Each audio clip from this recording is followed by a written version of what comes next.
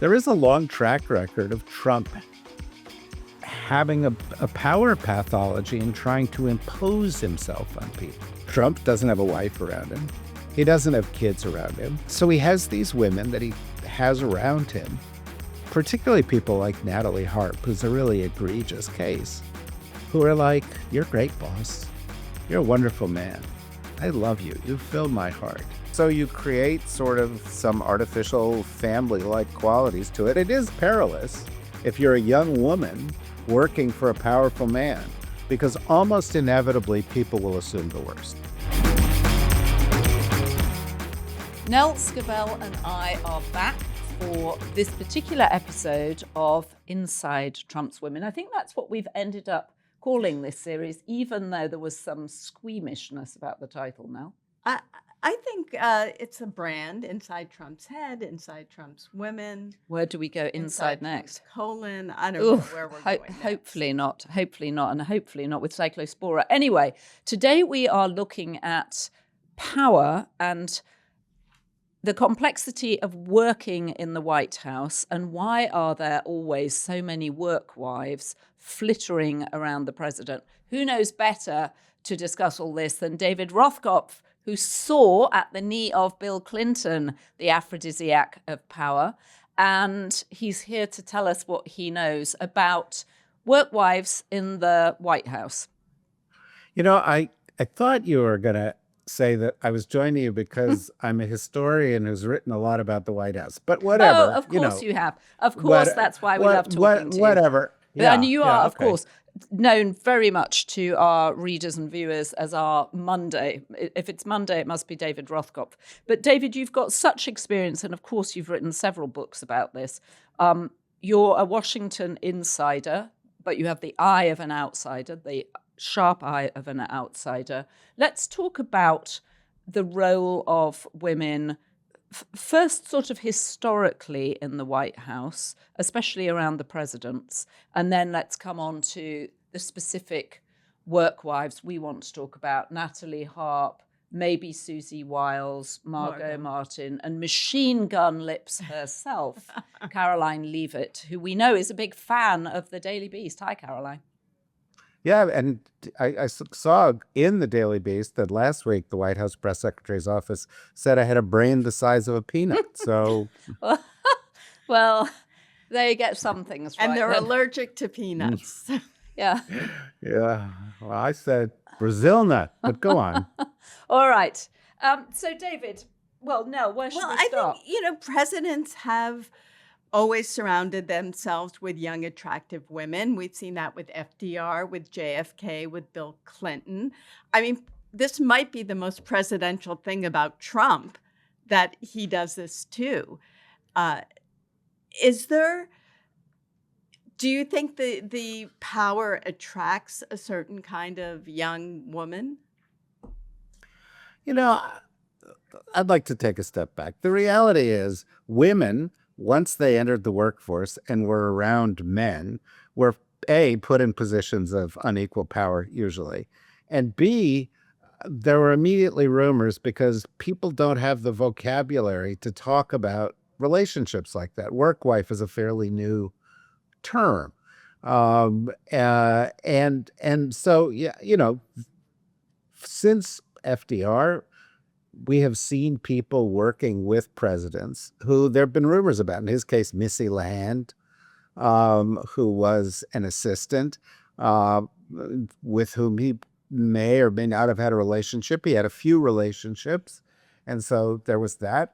When Dwight Eisenhower was the Supreme Allied Commander in Europe, he had a driver named Kay Summersby.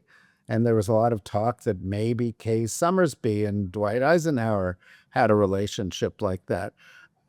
Interestingly, in the case of Kennedy, although he had many affairs and people talked about the affairs, he had a strong secretary who actually protected him from the world, was his doorkeeper. And there is a big tradition of strong women secretaries sitting next to the Oval Office who protect the privacy of the president. It could be, Rosemary Woods with the non-sexual Richard Nixon. As it happened, under Kennedy, there was only one woman in the White House that he was actually rumored to have some relationship with. And interestingly, it was a press secretary to Jackie Kennedy named Pamela Turnor, who Jackie had requested to become her press secretary. And there is some evidence that Kennedy had some relationship there. Wait, I'm going to jump in. Remember, Nora Ephron was one of the women who worked in the Kennedy White House and was very hurt that he never made a pass at her.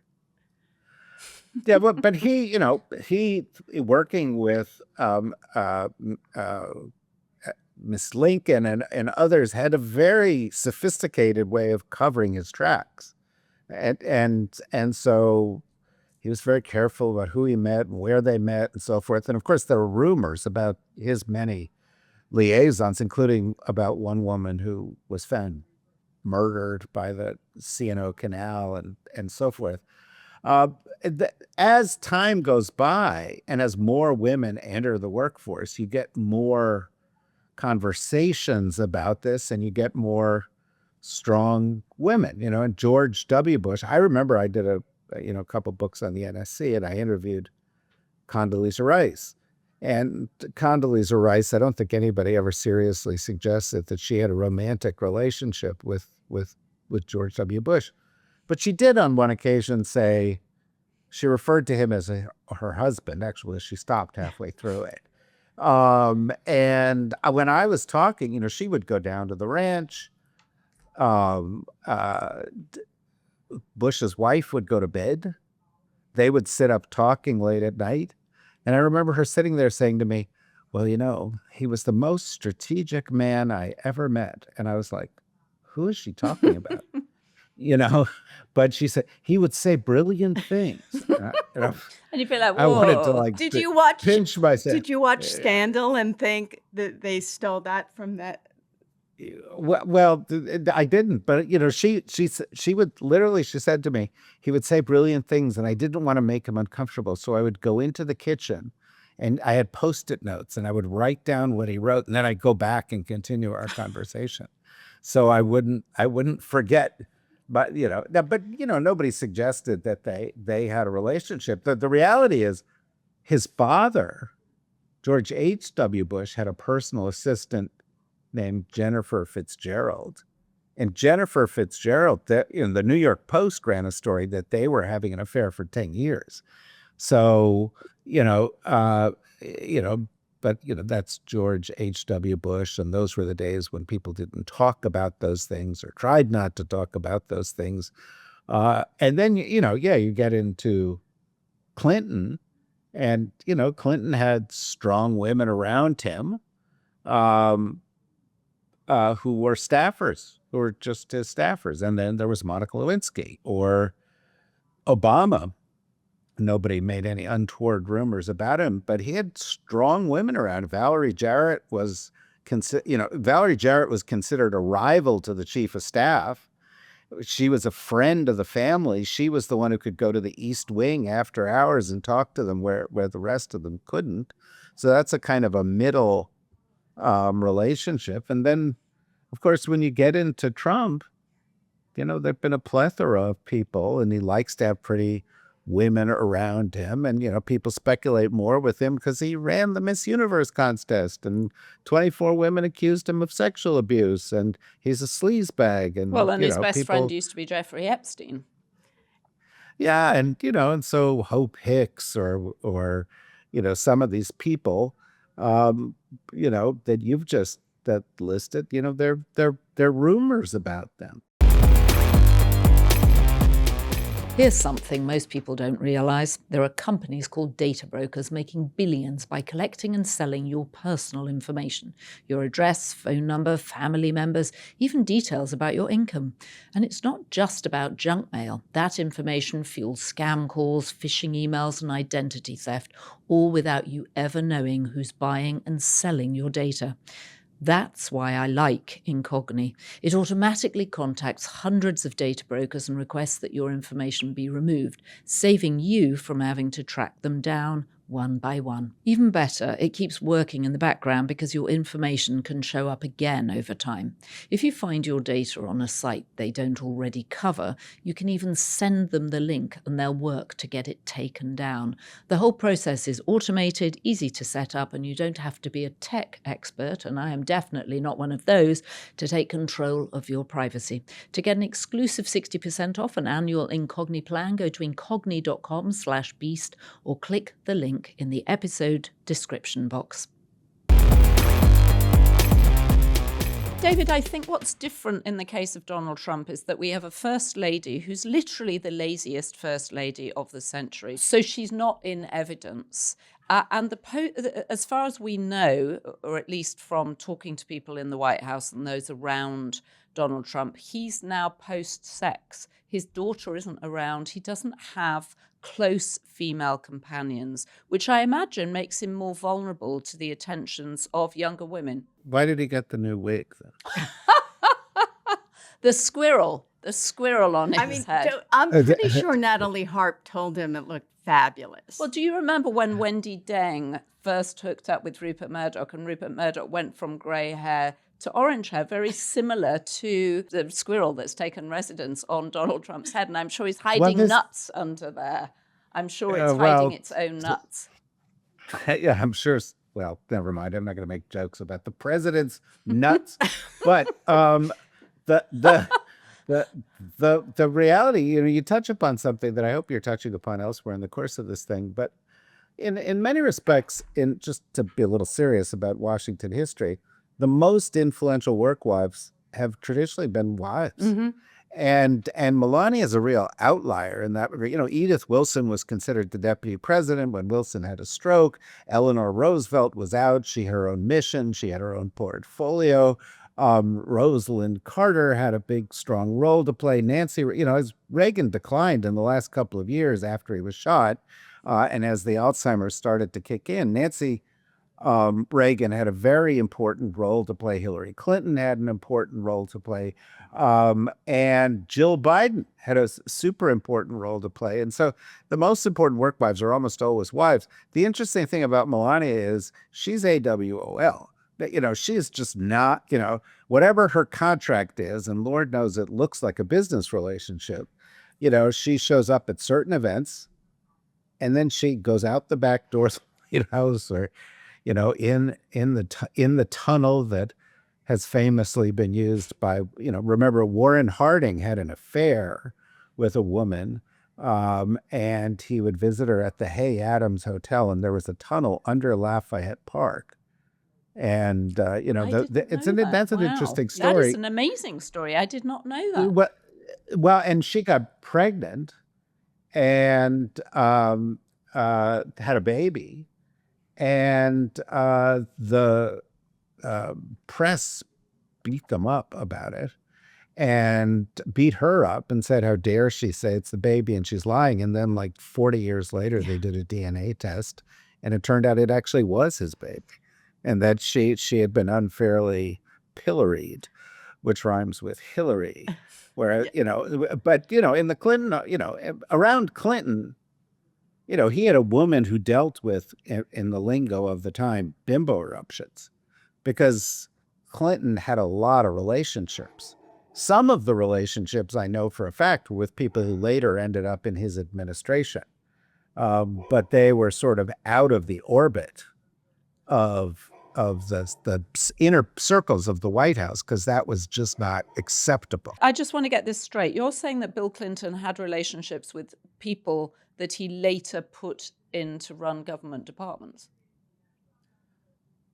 I wonder how I'm going to frame this.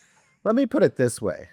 There were people who I know who were in government agencies who asserted that prior to the administration, they had interacted with the president, often late at night, in cities that he was traveling to, in a way that was not businesslike.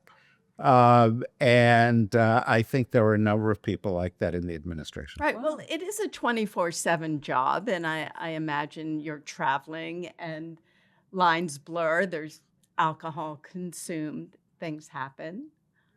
Well, also, guys who are running for president are deeply needy people. In fact, I think wanting to be president is kind of a pathology. Mm-hmm.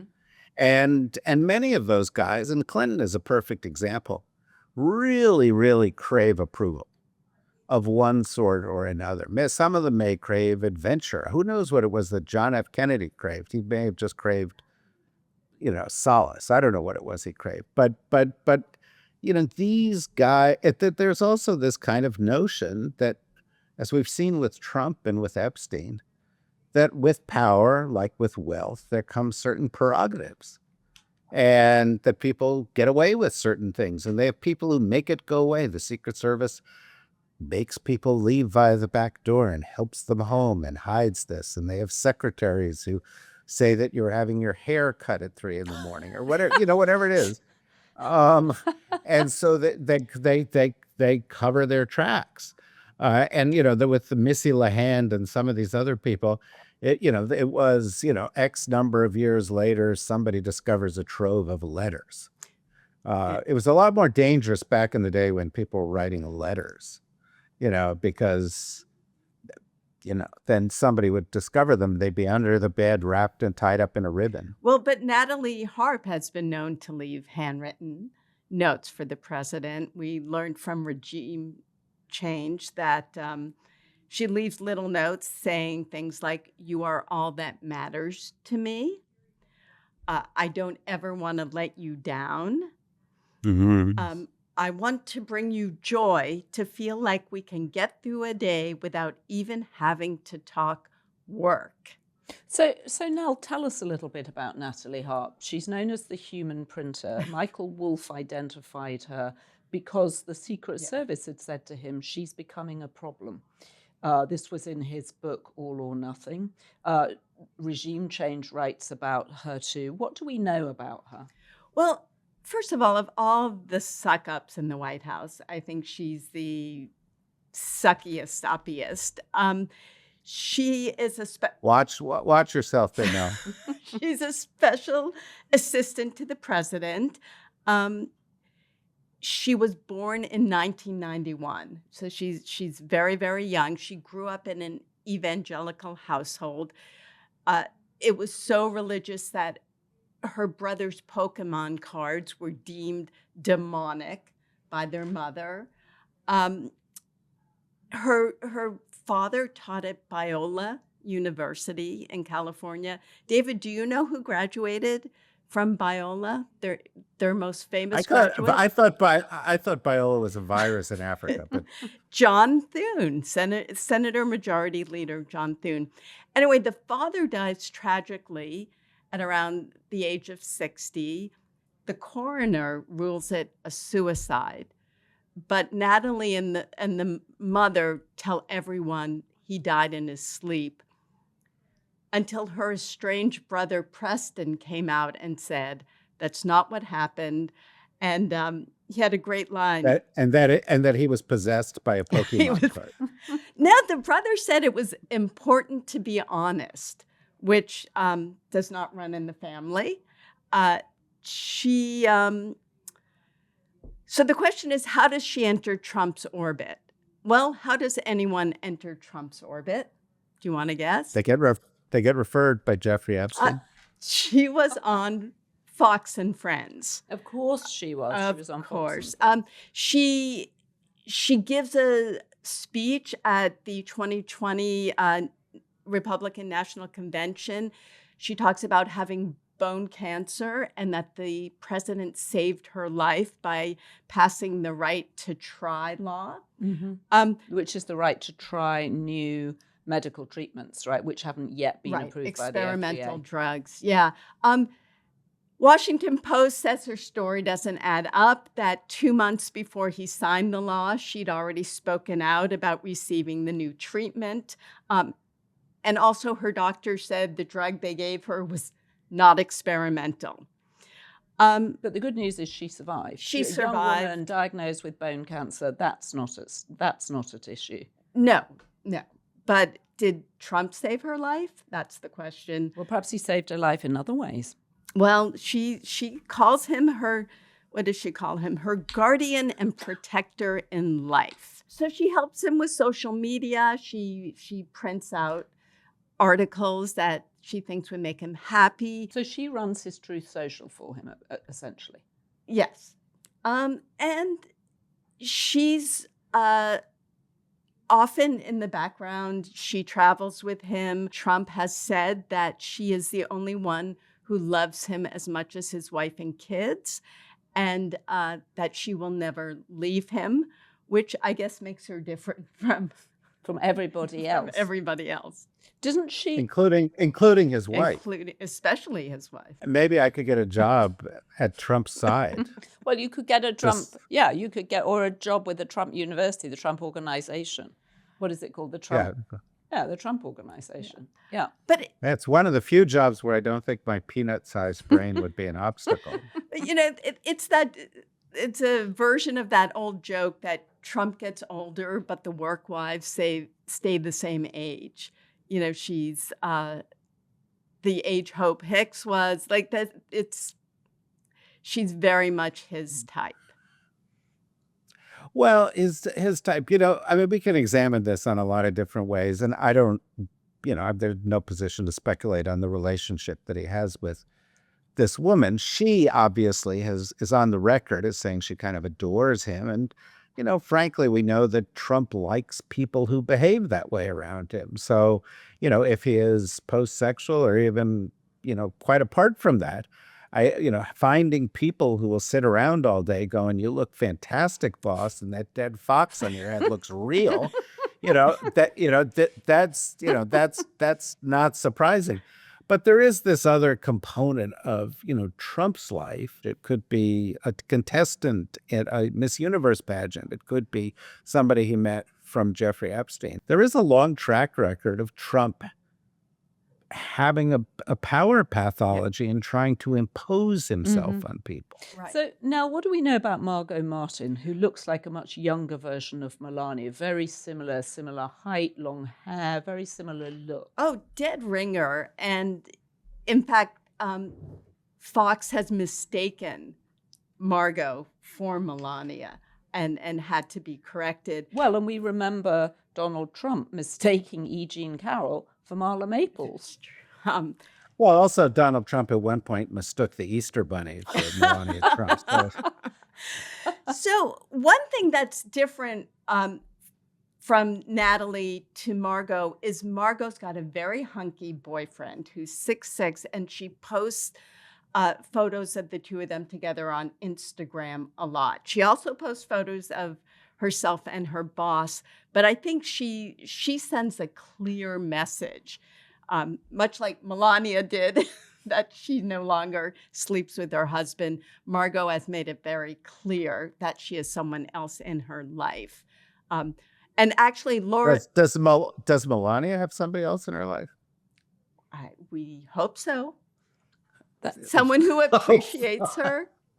You hope so. She has Barron in her life. She clearly... No, I think we were about to hear from Melania. What? I don't know other relationship. I'm married to president. I am first lady. Now you see me, say president? Now you don't. I can never understand what she says. I thought she said she was married to a Pilates machine. No, married to president, U.S. president. I am first lady. Now you see me, now you don't. I also speak just like his first wife. His dead first wife was buried under a putting green at a golf course. That's right, at Bedminster, because it's good to get the tax. The tax break. Exactly right. So back to Margo Martin. Right. So if Natalie's the human printer, Margo is the human iPhone. She's the one who's often recording the president. In fact, when he was recorded talking about the confidential papers he had, which he couldn't declassify, that was actually on her phone. She recorded that. All her devices were subpoenaed.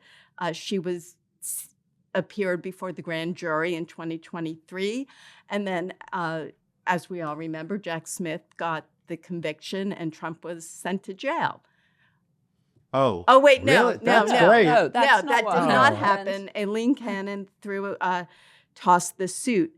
But I was just having a nice moment I there. know. But go on. Melania didn't turn up Right. at any of his trials. Margot was by his side. Actually, she'd been with her boyfriend for 2 years. They both went to Christian schools, or she did at least. No engagement, and I wonder if she's holding off so as not to What to upset Donald? upset the I mean, boss. I do think a lot of these jobs are quite lonely. I remember Hope Hicks, who was in the first administration, telling me that she would get up at 3 a.m. to get to the White House for 5, so that she was always there before or at exactly the same time as Donald Trump, because A, he didn't like being on his own, which was something that actually Andrew Card, George Bush's chief of staff, George W. Bush's chief of staff, said that you should never let the president be hungry, lonely, angry, or tired. Quite difficult with this president, seeing as he literally falls asleep in his own meetings.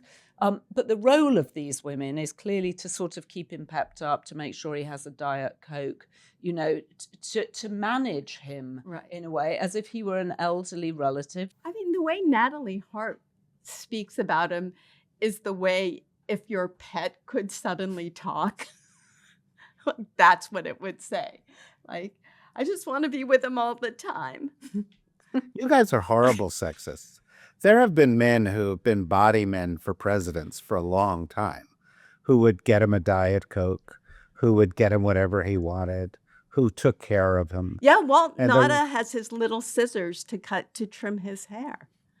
Yeah, I think the real work wife in Trump's first term was Ivanka. Mm-hmm. Yes. But she's gone. She said that politics was too cruel. It was a very dark place. She'd wanted to get involved. She wanted to do all sorts of things for women. And she realized very quickly that she was going to be a target. And so she fled. She fled.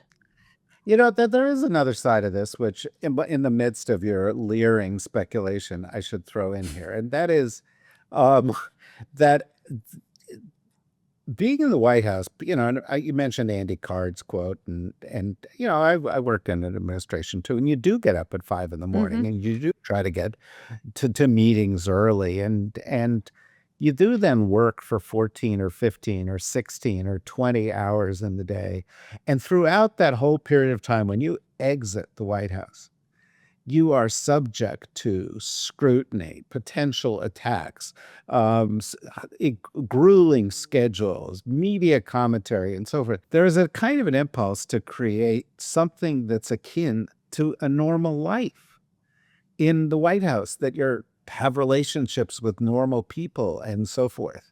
And it merges with another thing, and Natalie Harp plays to this. And where I wrote about the NSC a lot, or the national security community writ large, there's something that happens in administrations, which is called groupthink. Mm-hmm. It happens when people are inside a bubble, and the only people they talk to are the other people inside the bubble. And so, you know, you stop thinking about other points of view, and you start thinking what you're doing is right, and so forth. And so there is this, I mean, it's weird. It's another pathology, but, you know, Trump doesn't have a wife around him. He doesn't have kids around him. I don't think he likes his kids. I certainly didn't go to Don Jr.'s wedding. People beyond like 1 degree of separation can't be trusted. He's paranoid. And so how does he create the idea that, I don't know, life is pleasant, that he's a human being? And so he has these women that he has around him, particularly people like Natalie Harp, who's a really egregious case, who are like, you're great, boss. You're a wonderful man. I love you. You filled my heart. Let's pray. You know, it's... the thing it most reminds me of, actually, is Hollywood and when and movie sets, that people are isolated from real life. They go on location somewhere. It's all about the group of people that they are with. It's why movie stars constantly have affairs with each other, because it's an intense work process. You're often shooting 15 hours a day. It happens in television too. And you create these relationships which are sort of substitute for real life relationships. And then they fall apart the minute the project is over. Or maybe you get back together and to that promote is it. the origin. That's the origin of the term work wife. Right. Right? Right. It's just that you're not around you're around these people more than you're around your family. And so you create sort of some artificial family-like qualities to it. And sometimes it gets out of control. And sometimes it doesn't. But it is perilous if you're a young woman working for a powerful man, because almost inevitably people will assume the worst. Well, but I also think about all the pairing up that's done in that bubble with Stephen and Katie Miller and Corey Lewandowski and Kristi Noem. And I was pretty sure when you said Stephen, you were saying Stephen Chung, and I was wondering who he was. No, he is another of Trump's work wives, I think. But Stephen Chung is? yeah. Oh, I love that. The Daily Beast would like a comment. Nell Scovell says that Stephen Chung is one of the president's work wives. Well, what do you have to say? What's smaller than a peanut? Yeah. Well, as soon as I told my wife that, she said, they didn't say sesame seed. And I was like, it came to her far too quickly. Anyway, go on. Well, I did want to mention that there's a form of workplace sexual harassment that's known as sexual favoritism. And that's when you have this sort of sexually charged workplace where there are lines are being blurred between business and pleasure. And in most cases, let's just say the women are getting benefits. So you're the intern, but you get to sit in on the production meeting or in the situation room because you're close to the person in power. It works that way with powerful women too. They play their staff off each other. Joanna Coles gives Michael Wolff croissant when they do their podcast together. I gave you a croissant when you came in. You don't come into the studio once a week. I don't get treated the same way, and honestly, I'm hurt.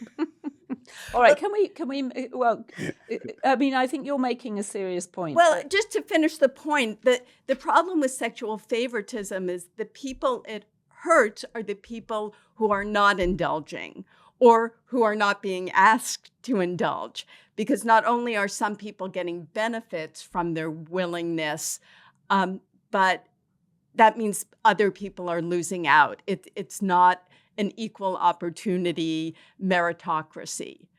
And by the way, that example, the example occurs in non-sexual circumstances as well.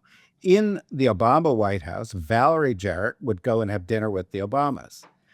All his staff, who were treated like staff, Rahm Emanuel and those guys, they were pissed off that they didn't get the benefit of the personal relationship to go along with their professional relationship, because they felt it was like an inside track. Mm-hmm.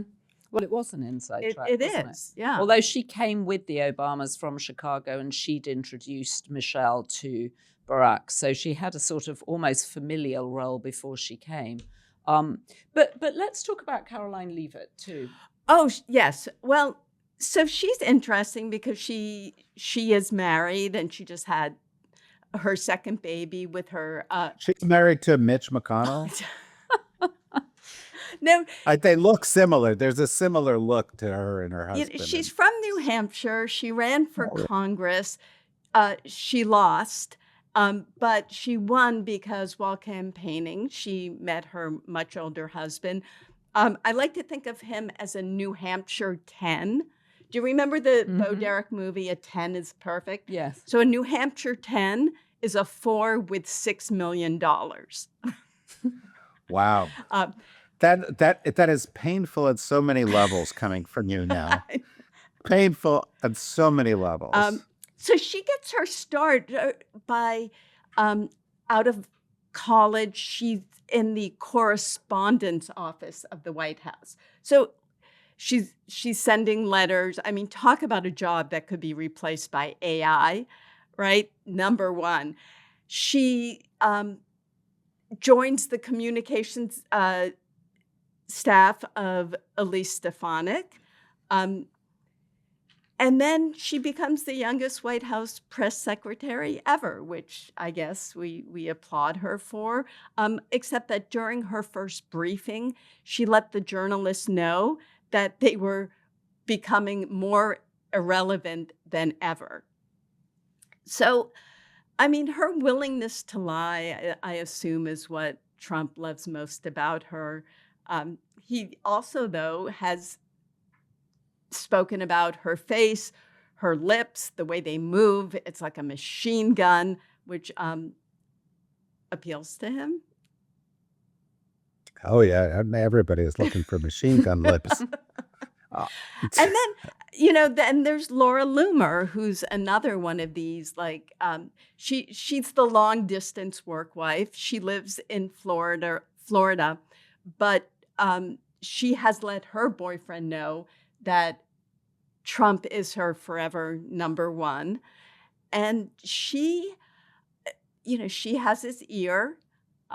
She also traveled a lot with him, which led to speculation. And in fact, then she stopped traveling with him. Very clearly, someone had whispered in his ear, or perhaps Susie Wiles had said, we're not taking Laura Loomer on the plane anymore. But there was a period when there was a lot of speculation, I think possibly inflamed by Laura Loomer. Right. She's super thirsty. Bill Maher made a joke about her and basically said, Trump's been a dog too long, so he's got to be screwing someone. We know it's not Melania. I think it might be Laura Loomer. Laura Loomer sued him, right? She did. And I love that the judge ruled that no, quote, reasonable person would take the comments as facts. Well, yeah. The judge also said that she'd not suffered any reputational damage by being linked to Donald Trump like that. I find this a little uncomfortable because I don't know whether she had any sexual relationship with him. And frankly, I find the most disqualifying aspect of the relationship being her politics and his politics and where they take it all. And they make each other worse. Mm-hmm. Yeah. But it's interesting to me that as you make a list of these work wives here, you are not including the most powerful woman in the White House. Well, Susie... Possibly the most powerful woman ever in a White House who wasn't married to the president. And that's Susie Wiles. Right, but she's she's like his mother, right? Now, is this ageist? No, I think it's her No, persona. it's lookist. It's lookist because the thing that Donald Trump has said, and the reason that we're talking about this, is that Donald Trump said famously that everybody on The Apprentice flirted with him, that there is always a degree of sexual tension in any workplace. And Anthony Scaramucci, who we talked to earlier in this series, talked about Mrs. Doubtfire. And that there's the Mrs. Doubtfire character, and then there are the contestant characters. And Susie Wiles is, Donald Trump called her the refrigerator when he first met her because she's not. Oh, Jesus Christ. She's not. Well, I think it's actually because she often wears sort of silver or very light blue. At least I like to think that. But she's very obviously different from the Hope Hickses and the Natalie Harps. She's 35 years older. She's a grandmother. She doesn't give off the vibe that she would be interested in being an emotional support for him other than as a chief of staff. Now, she's 20 years younger than he is. But, let's leave that aside. I'm just saying, among his work wives, among the people that he works with on a daily basis, the one who has the most sway, who is the most important to his career, who has done the most for him to protect him, and frankly, somebody who has accomplished something I can't believe has been accomplished, which is she has been White House chief of staff for over a year and a half. And she's not the center of the news. Mm-hmm. Well, that's why she succeeded, right? Because unlike John Kelly and unlike Reince Priebus, who thought it was really about them in the first administration, she stays out of the way, and she basically lets Donald be Donald. Right. He does have a nickname for her. Do you want to hear what it is? Well, it's got to be better than the refrigerator. Well, it's Ice Baby. So I wonder if it's related, because where do you make ice? But yeah, no, he praises her for staying in the background, and she likes to stay in the background. And you know, though, what he liked about her from the very start, what impressed. Yeah, I do know. I do know what he liked, is that her father That's right. was a famous NFL football player and announcer, Pat Summerall. Pat Summerall here, right? I always thought here was his last name. But yeah, he even said that he always looks for the genes, and she had good genes. Well, and she says that the reason that he hired her was that she went in to see him. He was shouting at someone, and she said to him, if you're looking for someone to shout at, I'm not that person. If you're looking for someone to actually tell you the truth and help you get elected, then I'm your girl.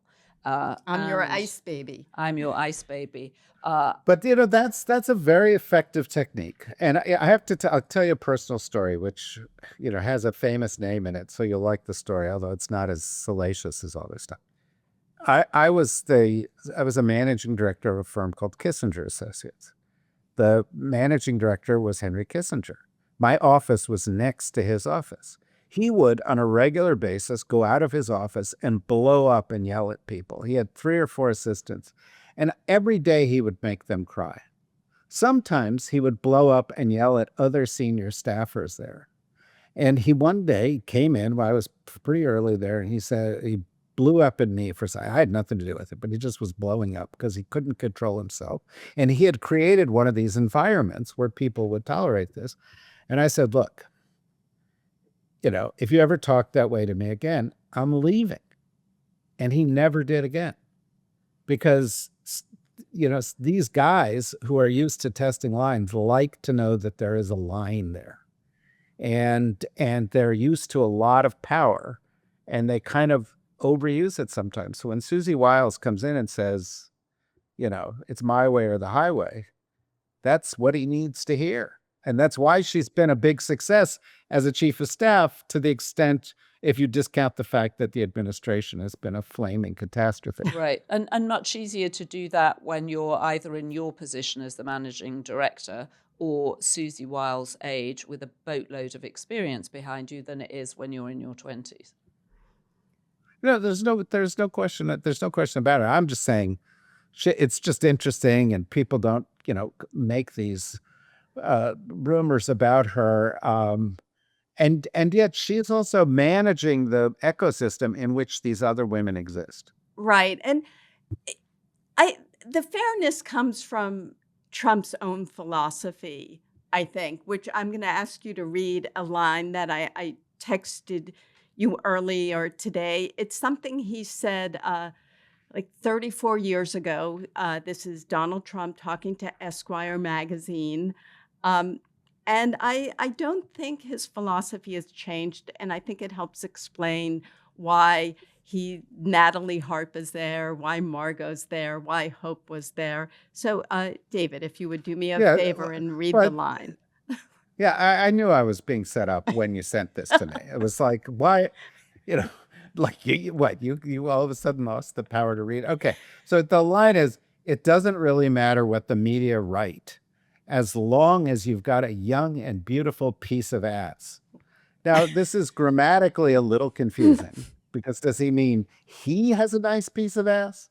That Trump's ass is lovely? And it's obviously been heavily edited, because it refers to what media write grammatically properly with media as a plural, and he would never do that. David Rothkopf, it's always a joy to see you.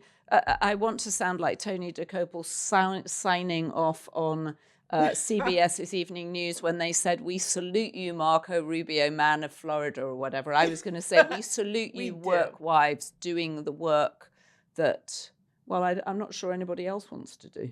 You don't have a work wife, do you, David? You're just... David has AI. She's called I am Claude. I am Joanna's work wife. I have many work husbands. I am part of Joanna's work harem.